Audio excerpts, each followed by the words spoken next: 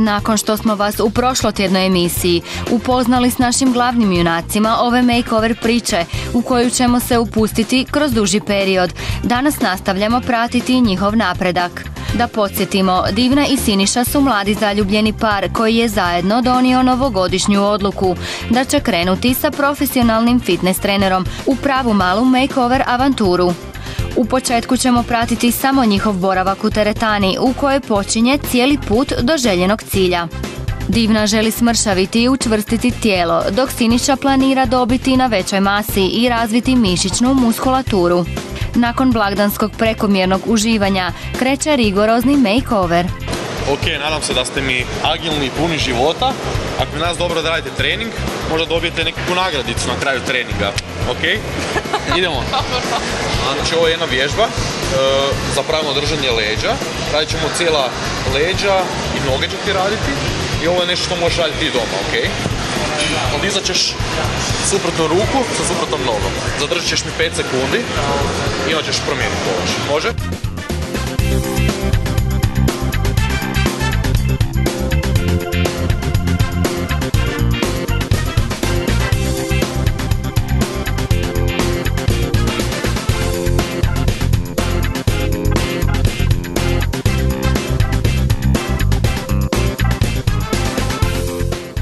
Mislav je natjecatelj u bodybuildingu i sam se bavi fitnessom.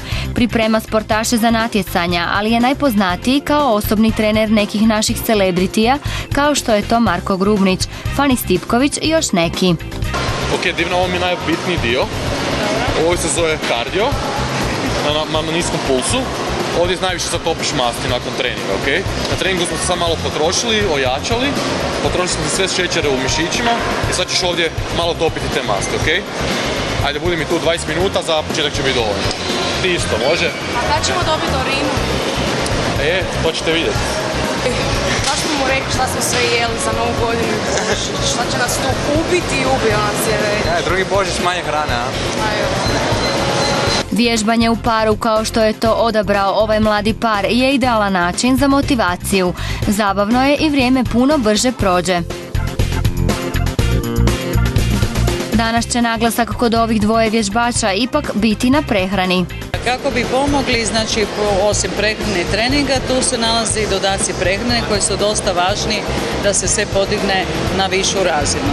L-karnitin, to većina njih zna, to je aminokiselina koja ima zadaću da masne stanice razgradi do energije. Znači jako je važno da osoba kad skida višak tjelesne težine ima energiju jer onda nema potrebu za hranom. I važno je popiti, neko popije jednu ampulu, neko pola sata prije treninga, da onda sa treningom se ta razgradnja ubrza.